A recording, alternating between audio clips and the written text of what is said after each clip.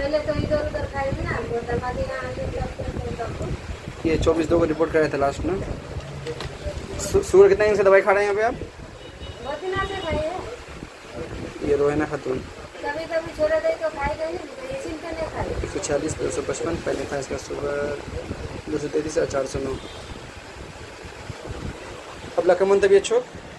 आपले मग सबसे प्रॉब्लम एक महीना से खाली किए थे, मैंने इधर मकसूरा खुले जा तो फिर दवा खाइए तो फिर आराम वहाँ दुकान से ले दवा और बार बातें फिर इधर नहीं जा।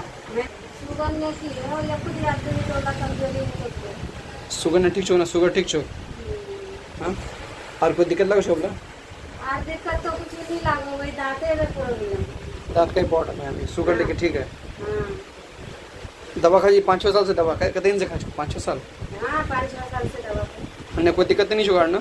अभी तो ये वही कमजोरी हो तो दवा दे दे, विटामिन खाई तो सही हो। ठीक है।